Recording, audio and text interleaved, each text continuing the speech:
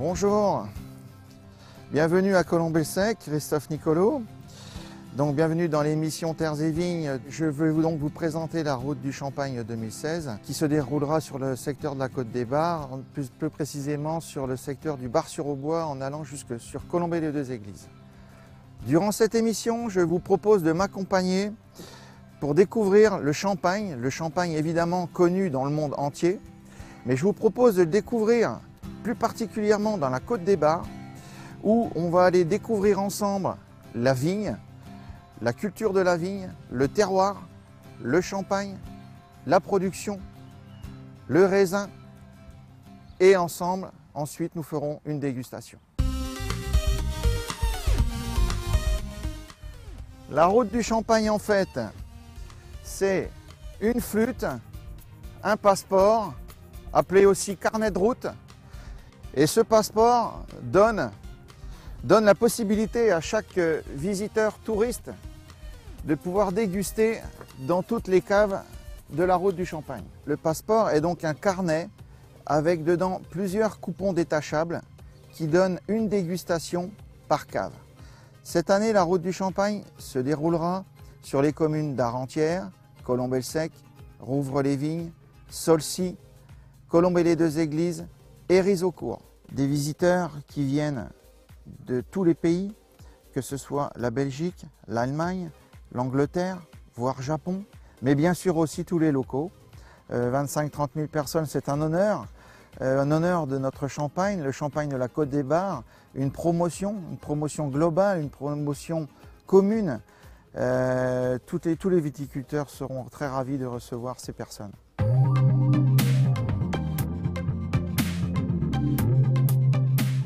Nous allons vous expliquer l'art de faire de la vigne. Pour m'accompagner, donc Jackie Chaput, viticulteur à Arrentière, ami d'enfance. Donc là, on est dans ta commune, Arrentière, que l'on surplombe. Voilà, nous sommes sur mes terres. Voilà, et on est venu faire un petit tour dans le vignoble parce que qui dit vigne dit vin. Enfin, qui dit vin dit vigne, et effectivement, voilà, sur notre secteur de la Côte des Bars et particulièrement aux alentours de Clairvaux, on a un vignoble quand même séculaire qui a été mis en place par Bernard de Clairvaux, comme tu le sais. Et voilà, c'est les moines, hein, un petit peu comme dans beaucoup de régions viticoles, qui ont mis en place ce vignoble dans une région très, très au nord, puisque c'est la région la plus septentrionale où des vins sont produits en France. Le vignoble champenois, notamment celui de la Côte des Bars, représente quand même 8000 hectares de vignes, hein, en AOC Champagne, enfin du moins oui, AOC Champagne. Oui, un bon quart de l'appellation Champagne au total, donc c'est pas anodin, on n'est pas une seconde zone, on est une zone principale, la Côte des Bars, hein, quand même important. Côte des Bars et Montgueux. Et Montgueux, oui, pardon. Et Montgueux. Pardon, faut pas qu'on oublie les gens de Montgueux. Donc là, je crois que l'on doit être sur une vigne de Pinot, hein, Pinot Noir. Le Pinot Noir, forcément, à cette époque-ci, alors je rappelle que le Pinot Noir, c'est un raisin noir à jus blanc. Ensuite, en Champagne, nous avons le Chardonnay qui est un raisin de prestige, on va dire, qui est un raisin blanc à jus blanc, et le Pinot Meunier, qui est un raisin noir aussi à jus blanc, mais qui est un cépage différent, et aujourd'hui on ne peut le reconnaître que par le feuillage de la vigne. Donc là nous sommes dans une parcelle de Pinot Noir. Le Pinot Noir, aujourd'hui au stade où la vigne est avancée, on ne peut le reconnaître que par la feuille. Donc là sur cette feuille, vous avez toutes les nervures de la feuille et vous avez trois côtés, trois pointes. Et là, c'est à cette identification que l'on reconnaît le Pinot. La grosse différence pour le Chardonnay, c'est qu'en fait, ce qu'on appelle le sinus pétiolaire, bon, c'est un peu technique, mais on n'a pas de feuille au niveau on n'a pas de surface au niveau du sinus pétiolaire. Donc sur cette zone-là, quand on n'a pas de feuille, c'est que c'est du Chardonnay. Sur un Chardonnay, on reconnaît à la feuille puisqu'il y a 5 pointes. Donc la route du Champagne, en fait, c'est aussi bien comme on vient de le dire, un terroir, mais aussi une exposition. Donc on peut voir tout autour de nous l'emblème typique de la Côte des Bars, sur un fond vallonné, des vignes super bien exposées. On a vraiment des beaux coteaux bien exposés. Donc comme disait Christophe, on peut, en tant que vigneron, on peut choisir un petit peu l'encépagement en fonction des expositions, en fonction du coteau qu'on va avoir à coloniser. Donc c'est vrai que parfois certaines zones sont un peu plus sensibles au gel, donc on va avoir tendance à mettre un cépage un petit peu plus tardif qui va résister au gel. Les terres vraiment les plus pauvres et les hauts de coteaux, en général, on va plutôt avoir tendance à mettre des chardonnays qui vont bien s'exprimer et qui vont donner vraiment des produits magnifiques. Et voilà, on remarque en regardant un peu autour de nous que on n'a pas une monoculture, on a vraiment de la vigne et d'autres cultures, de la forêt et des céréales. Voilà, on n'est pas dans une situation où on veut coloniser tous les coteaux avec de la vigne. On est vraiment sur les situations les plus idéales pour pouvoir obtenir les produits les meilleurs possibles. Là, comme tu le vois, on est au stade fin de fleur. Fin de fleur, donc en règle générale, c'est pas compliqué. On compte entre 90 et 100 jours après le fin de fleur. Donc il suffit simplement sur un calendrier de rajouter 95 jours, on va baser sur une moyenne. Donc cette année, effectivement, je pense que la vendange devrait se situer, je dis bien, aux alentours du 1er octobre. On va être sur une vendange de fin septembre, 1er octobre, 10 octobre. On revient aux vendanges qu'on connaissait un peu quand on était enfant, finalement. On a une date de vendange un petit peu plus années 80, années 70. On va laisser la vigne tranquille, on va la laisser pousser, on va la laisser se déstresser. Et puis, on verra ça aux alentours du 1er septembre quand on va attaquer les premiers prélèvements. Mais alors pour les néophytes, tu parles de 9 degrés et demi. Bon, alors bien sûr, je sais ce que c'est, mais alors qu'est-ce que ça veut dire concrètement 9 degrés et demi, ça veut dire 9,5 degrés d'alcool probable. Donc là, on n'est pas sur de l'alcool, on est sur une richesse en sucre. Donc tu parlais de 9 degrés et demi à la vendange. Bon 9 degrés et demi, en fait quand on est vigneron, on cherche à obtenir du sucre dans nos raisins. Bon, pas seulement du sucre, mais on va simplifier sur du sucre qui sera transformé à la fermentation. Donc en fait pour 9 degrés et demi, il faut une certaine concentration en sucre. Donc c'est une chose à laquelle on fait très attention avant de récolter. Et cette récolte, on est dans une région un peu particulière. Puisque je sais pas, je pense qu'on peut pas utiliser la machine à vendanger. Hein. Non, la machine à vendanger, c'est pas en Champagne.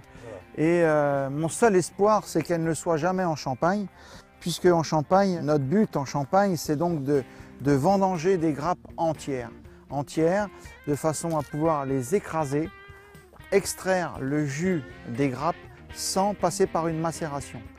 Donc vendanger des raisins entiers ne peut pas se faire par une machine, mais ne peut se faire que par la main de l'homme.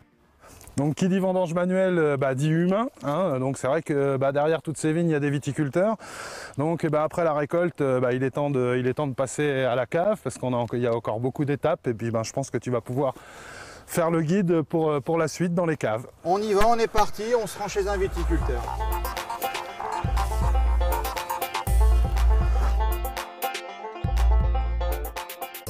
Nous étions dans les vignes qui sont encore derrière moi. À côté de moi, un pressoir. Un pressoir, là donc un pressoir comme son nom l'indique, sert bien sûr à vinifier. Et je vous propose de me suivre pour aller découvrir toute la partie vinification de notre champagne.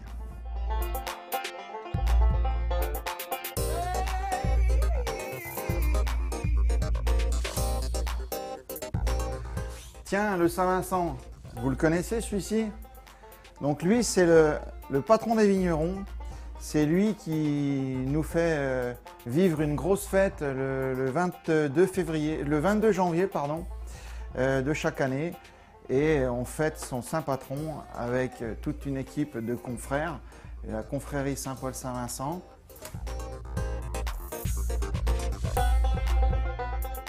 Tu peux nous présenter la gamme de ces grosses bouteilles? Enfin, du moins, peut-être pas toutes. Je sais plus quoi donner. Non, parce qu'avant tout, la route du Champagne, c'est une dégustation et une sécurité. Donc, on va rester sur de la bouteille et sur du Magnum. Ah bon. Ah, moi, quelques petits Jéroboam à gagner. Les gens aiment bien en général les grandes bouteilles. Nabucodonosor, là, dans la série, c'est même pas ce qu'on a de plus grand en Champagne. Hein. On a aussi des choses qui peuvent aller jusqu'à 40 bouteilles. Oui, le Melché des Aigues de chez Drapier, qui a été développé par la maison Drapier d'ailleurs. Et donc voilà, on a des bouteilles gigantesques.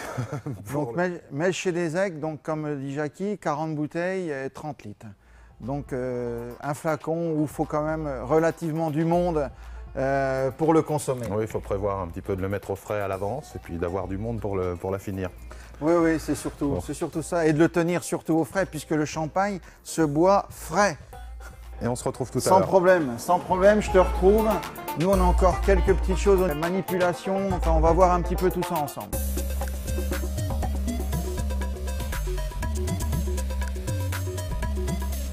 Anne-Laure, on vient chez toi aujourd'hui pour parler, on vient de quitter les vignes, on a parlé de tout ce qui était façon culturelle de la vigne, des raisins et bien sûr qui dit raisin, qui dit maintenant vinification. Donc Anne-Laure, pour toi, la première étape au niveau de la vendange, c'est quoi? Eh bien, dès que les raisins sont cueillis, donc manuellement en Champagne, donc nos raisins champenois sont récoltés dans des caisses perforées. La caisse n'est pas remplie pour ne pas avoir de pressurage à la vigne. Et comme nous travaillons avec des cépages rouges à jus blanc, pinot noir et meunier notamment, donc on ne veut pas une migration des anthocyanes de la peau de raisin sur le jus. Donc tout ce jus, ce premier jus est écoulé. En Champagne, l'unité de mesure est le marc d'une contenance de 4000 kg de raisin. Donc, dès que nous obtenons 4000 kg de raisin sur ce quai pressoir, nous les versons délicatement donc à la main sur ce pressoir champenois. C'est un PAI, un pressoir donc à mets incliné de la maison Cocard. Donc, ce pressoir champenois, avec sa mets inclinée, a la faculté donc, de réaliser une presse tout en douceur. Et lorsque le vérin recule, la partie supérieure du gâteau tombe naturellement. Et on recommence le cycle de pressurage. Donc là, nous allons passer sur la partie inférieure du pressoir. Comme ça, vous allez bien pouvoir visionner l'ensemble avec donc, la console avec tous les programmes. Et donc la partie réception des jus, où là, nous allons protéger les vins de l'oxydation. Et alors, je ne sais pas si c'est facilement visible pour vous, avec le pipeline inox, une distribution directe en cuve. Là, nous arrivons donc dans la partie cuverie. Suite à cette première phase de pressurage, nous avons les jus qui arrivent ici. Donc, il faut imaginer que durant la vendange, toutes les cuves sont reliées entre elles. Pour chaque pressoir, donc chaque presse de 4000 kg, nous obtenons une cuve d'extraction pour la cuvée de 2050 litres et une plus petite cuve avec une extraction de 500 litres pour les tailles. Donc, en Champagne, nous conservons ces jus de cuvée de première presse pour les têtes de cuvée, pour apporter cette finesse, cette légèreté au vin. Et nous allons utiliser les tailles pour donner de la matière, de la structure et qui seront très enrichissantes pour l'assemblage, puisque n'oublions pas que le Champagne est un vin d'assemblage par définition. Alors Anne-Laure, j'ai bien compris toutes les explications de pressurage. Maintenant, à partir de cette date, tu penses que le vin est prêt à être mis en bouteille vers quelle époque? Il est prêt à être mis en bouteille 8 mois après, 6 à 8 mois après, et commercialisable 24 mois au minimum après. Avec toutes ces explications, maintenant on va passer chez un de nos collègues pour aller voir tout ce qui se passe au niveau vieillissement maintenant. Ah oui, tout à fait. C'est une phase voilà. très intéressante. Bon Agnès, nous voilà au cellier aux moines, Colombey-le-Sec. Bien sûr que je connais, mais on se met à la place du tourisme qui ne connaît pas du tout ce site. Ah oui. Voilà. Alors, ce qu'on peut expliquer aux touristes, quand ils arrivent, les bouteilles, une fois qu'elles ont leur fameuse bulle, que la pression est terminée, on va venir donc dans la cave les stocker. Et ça, on sent déjà la fraîcheur. Là, on est déjà dans une vraie fraîcheur. Ah oui, là, c'est frais. C'est l'idéal. Donc là, c'est vrai que elles arrivent ici, on les stocke, on les empile et on les laisse ici. Le minimum, c'est 15 mois. Et là, c'est du vieillissement, le vin, il se bonifie. Hein, donc c'est très important. Et évidemment, on peut les laisser beaucoup plus. Hein. Le minimum, c'est 15 mois. Après, elles peuvent rester 24 mois ou un peu plus. Après, si on fait du millésimé, donc c'est quand même du vin issu d'une seule et même année, on ne mélange pas avec de la réserve ou quoi que ce soit. Et là, ça ne va plus être 15 mois de conservation sur lit, comme ça va être au moins minimum 36 mois. Hein. Donc là, c'est du stockage, c'est du capital qui dort en cave. À savoir quand même que le millésime, quand on dit un champagne millésimé, donc un champagne millésimé, il est millésimé par rapport à l'année de vendange, toujours, et il est mis en bouteille, forcément, toujours, on disait tout à l'heure, une demi-année d'écart. Cette demi-année correspond bien sûr à la période de vinification entre la vendange et la mise en bouteille, mais la date de valeur, de commencement, donc c'est la mise en bouteille. C'est la mise en bouteille. Hein. Oui, souvent les gens ils pensent que c'est l'année de vendange. Oui, il y a une confusion. Mois après la date de mise en bouteille.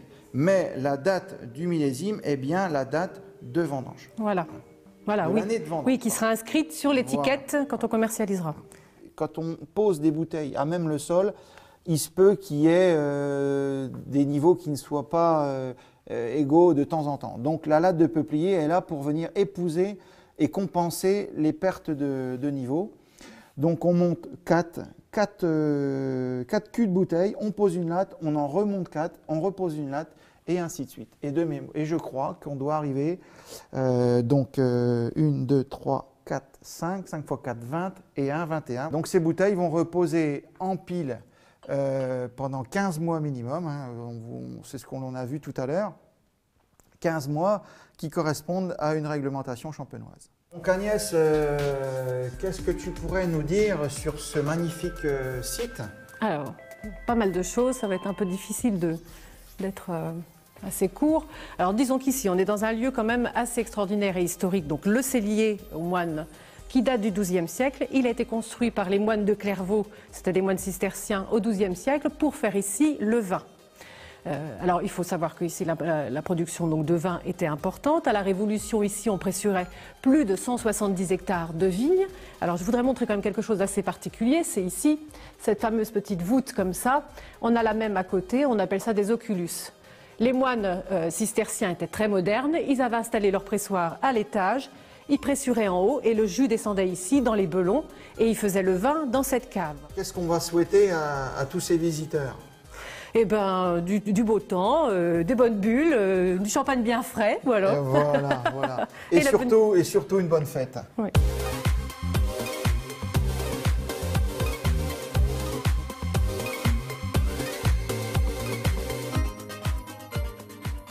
Et avant de déguster, on a quand même aussi fait une petite présentation de flûtes.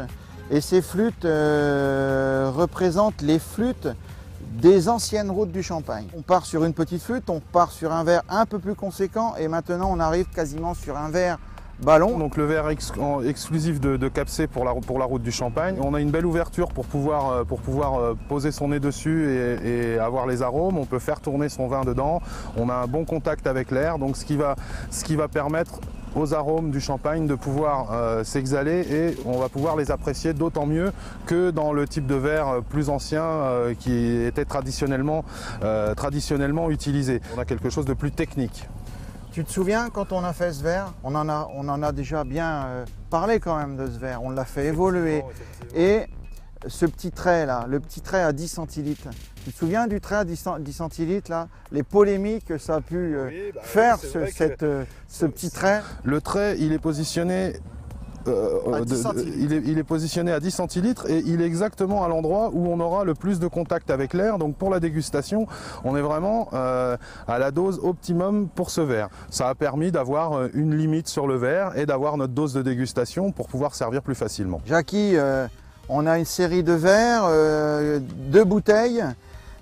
J'imagine que tu nous as amené la bouteille que tu vas nous servir à la route du Champagne, en fait. C'est ça, c'est ça. Au Champagne Jacques Chaput, vous pourrez déguster notre cuvée 100% Pinot Noir.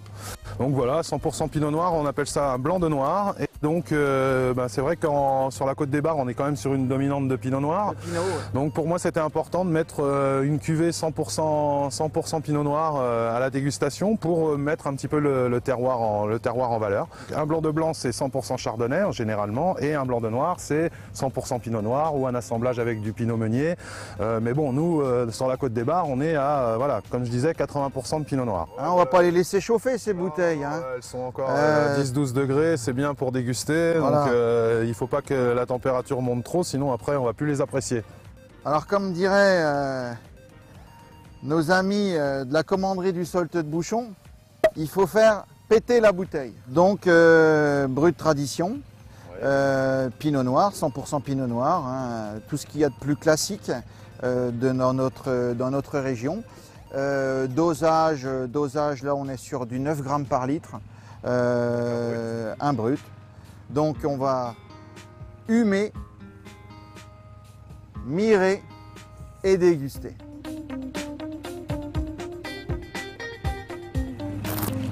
Là tu vois, à cette heure-ci, je sais pas ce que tu en penses, mais moi je trouve ça drôlement bon. C'est pile la bonne heure, la température elle est très bien. Alors effectivement on n'a pas recraché, alors c'est peut-être pas forcément très politiquement correct, mais là ça serait dommage de recracher ça. Bon, c'est frais. Le Pinot Noir, c'est un... Moi j'aime bien le Pinot Noir parce que c'est quelque chose de minéral, un petit peu acidulé, et par ses températures, c'est le champagne, c'est mon préféré. Moi j'aime bien le côté généreux aussi du Pinot Noir, mais justement le terroir de la Côte des Bars, ça permet d'avoir des Pinots Noirs qui ne sont pas sur la lourdeur, de par la note d'acidité qu'il y a derrière pour ramener de la fraîcheur. Le fruit n'alourdit pas et donc on a quelque chose de généreux et qui reste longtemps dans la bouche. Moi j'ai aussi un Pinot Noir comme toi, du village d'à côté, à 4 km. Mais on peut s'apercevoir que le terroir, en fonction des villages, ça peut être différent. Donc qu'est-ce que tu nous as mis de bon là-dedans, Jackie? Eh ben, exclusivement récolte 2008, donc on est sur un Pinot Noir un peu vieilli, donc ce qui fait que ça permet d'avoir des notes un petit peu plus, des arômes un petit peu plus complexes, on dit en dégustation. Mais on a toujours cette générosité du Pinot Noir, et puis on a quand même encore de la vivacité pour un vin qui a 7 ans de bouteille. On a quand même quelque chose d'encore relativement vif. Je sens qu'avec ce produit-là, ce champagne-là, tu vas ravir beaucoup de palais le 30 et 31. Ce type de vin avec une dominante de Pinot Noir qu'on produit sur la Côte des Bars, on a quand même beaucoup de possibilités de les marier avec de la nourriture, et c'est pas seulement des vins d'apéritif. On a vraiment plein de possibilités, pas seulement sur des poissons ou des coquillages ou ce genre de choses. On peut allier ça avec de la truffe, on peut allier ça avec des fromages, avec des charcuteries artisanales, avec des volailles, avec vraiment pas mal de choses. On a vraiment beaucoup de possibilités, et il faut pas hésiter à faire des repas au champagne. Donc voilà, on a quand même des cuvées là pour les deux qui sont là, et pour les autres caves qui vont ouvrir, où on aura forcément du Pinot Noir dedans, et je sais que certaines caves ont axé leurs animations sur les accords mévins. Donc lors de la route du Champagne, en fait, vous pourrez sur chaque cave, vous aurez généralement des accords mévins qui seront faits par le viticulteur qui aura décidé de faire venir un petit peu des animations autour de la gastronomie notamment. Et la salamande là, c'est l'emblème de la maison? Effectivement, c'est l'emblème de la maison. Alors ça peut être un peu surprenant, c'est vrai qu'on me pose souvent la question, pourquoi une salamandre? En fait, la salamandre, c'était l'emblème de François Ier, et donc à cette salamandre royale était associée une maxime en latin qui dit nutrisco et extingo, et quand on la développe et qu'on la traduit, en fait, c'est je nourris mon bon feu intérieur et j'éteins le mauvais. Donc voilà, avec le Champagne Chaput, vous pourrez cultiver votre bon feu intérieur. Bon voilà, maintenant qu'on a fait le tour un petit peu de la présentation du terroir, des cépages, de la dégustation et un petit peu des vins, je crois qu'on peut donner rendez-vous aux gens. Qu'est-ce que tu en penses? On vous attend le 30 et 31 juillet dans les 6 villages et 13 caves. Bonne route du champagne. En fait, tu vas l'avoir fait. Oh, mais faut qu'on remette du vin là-dedans. Attends, il n'y a plus rien. Il n'y a plus rien dedans.